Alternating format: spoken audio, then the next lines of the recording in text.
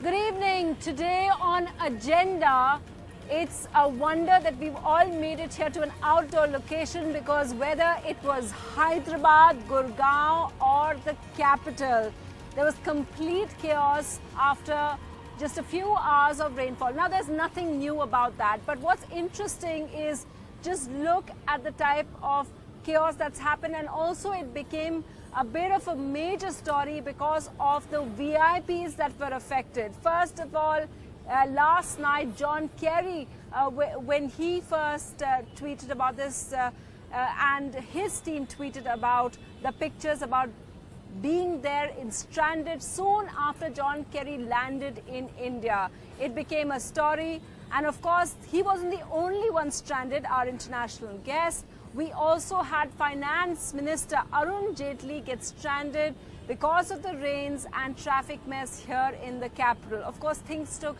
a very, very tragic turn in Hyderabad, where 7 people, including 2 children, were killed as well. But first, here's what John Kerry said about the chaos he experienced in the capital while speaking at IIT today. You guys all deserve an award for being able to get here today. I don't know if you came in boats or amphibious vehicles of some kind, but I salute you. So that's what happened in Hyderabad, and we are coming to you from Gurgaon because Gurgaon and Delhi were also affected. But in Hyderabad, 7 people are dead because a wall collapsed, a building collapsed. 2 of the dead are little children. NDTV's Uma Sudhir brings you the story, and remember, there's now a red alert in the state of Telangana. After that story, we'll talk about, we have a guest over, we'll talk about whether this kind of rain havoc has become a bit of an international embarrassment for us. At Bholakpur, a mother and 2 toddlers were buried under rubble at what was their home in Hyderabad. In Ramantapur, a wall collapse killed a migrant family of 4 from Mehboob. This after Hyderabad experienced a heavy downpour on Wednesday morning. As much as 5 centimeters of rain in 1 hour in certain localities. Greater Hyderabad बोल के बड़ा नाम है, बड़ा शहर है, मगर एक फैसिलिटी भी करेक्ट नहीं है. 1 घंटा पानी पड़ो तो रोड पूरा जाम हो जाता. ये सिटी करेक्ट सिटी नहीं है. पहले एक प्लानिंग करना पड़ता है इसको बोल के सीएम साहब ने सीरियस लिए. The city's roads were overflowing. So was tank bund. Water entered homes in low-lying areas. नाले का काम करा वो तो कोई नहीं करा रही. अब फिर देखो तो नाले का दुनिया का पानी घर में घुस रहा. अगर खुदा ना खासा डेंगू मलेरिया बोलते बहुत निकला हुआ है. खाने को खाना नहीं है. बड़े हम सब जने आ रहे हैं, देख रहे हैं, कुछ दे रहे नहीं हमारे को. The Greater Hyderabad Municipal Corporation, as also the city police, asked citizens to avoid venturing out if it was not an emergency. Traffic moved at snail's pace in several locations. Hyderabad carries over 400 years of history and the burden of unplanned development as well. Whether it's Bengaluru, Chennai, Hyderabad or any other city, authorized and unauthorized constructions are obstructing stormwater drains and causing flooding at the first downpour. Rainwater harvesting is one of the ways out. In Hyderabad, with camera person Nagraju, Uma Sudhir, NDTV. And actually, as my colleague Uma Sudhir was reporting, and those pictures that were emerging from Hyderabad or even from Gurgaon where we are, you couldn't really, as Uma remarked in her report earlier, you couldn't make out whether it was Holland and the canal city of Amsterdam or it was Hyderabad or not.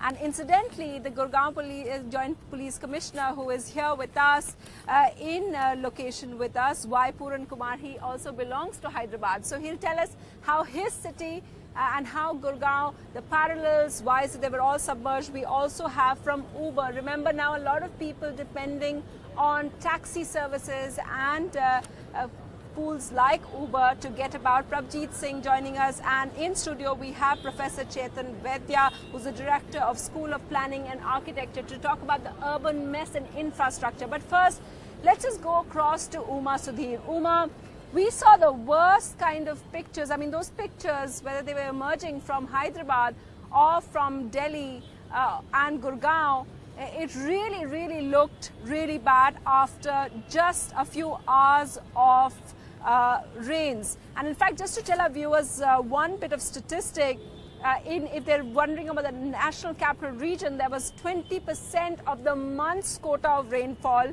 in the capital area. But in Hyderabad, was it that bad, Uma? Sunetra, all of August we have actually not had rains, and that's the reason why the entire maize crop, which is very moisture sensitive, has been destroyed in this particular season.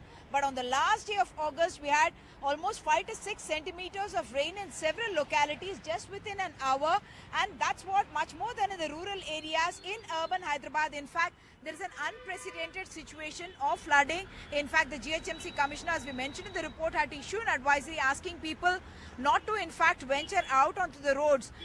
As you can see, this is tank band behind me, and things are looking normal. The traffic is looking normal. That's also because the GHMC, I must say, acted in time. The minister responsible for Hyderabad Municipal Administration, Mr. K.T. Ramarao, ordered sluices to be opened, and they have asked people in the low-lying areas to move away from there. And ever since 2 in the afternoon, all the water has been flowing down that road, and that's why they're also preparing for the next 24 to 48 hours, because as you know, the Met Department has said that more rains are expected, and actually Telangana is said to be on red alert of cyclone. Though in the city itself right now things are looking very normal. Traffic is as normal as ever. But yes, as you mentioned, roads were turning into streams, and we could virtually see no road anywhere at all. Water was coming into the houses, and of course traffic was moving at snail's pace. Back to you, Sunetra. Uma Sudhir giving us that report from there. I wanted to start with you, Mr. Puran Kumar. Whether it's the police in Hyderabad, as Uma reported over there, or in the capital, they keep telling people when it rains, and of course things are a lot better now. When it rains, the Twitter handles, all of them send out the message, try and stay in. But how do you do that on a Wednesday morning? Everyone has to go to work. Just for a correction, as far as Gurgaon police is concerned, we never gave any alerts to stay put at home or anything. We just gave an alert saying that there will be heavy rain. There are heavy rainfalls in Gurgaon, and we just wanted to alert them to be cautious and to be patient. We just told them that there will be some slow-moving traffic today, and you need to be patient and have road discipline and follow lane driving. That's what we said. That's all you said. And that is fair enough, I think. But the police, obviously, it's the SOP that's followed by the police in other cities as well. So why do they say that? I would not like to comment about what the other city police had said, but I would like to confine myself to Gurgaon police. We've been active, and we just alerted them that there will be slow-moving traffic, and we also said that we are at work to make your ride as smooth as possible. That's what we said. Okay, many of the people who are here with me had trouble getting around. What problems did you have? Even the metro was moving so slow. There were rains, and the metro stations were flooded with water, and it was just terrible. It took me a lot of time. Even the Rajiv Which station was this?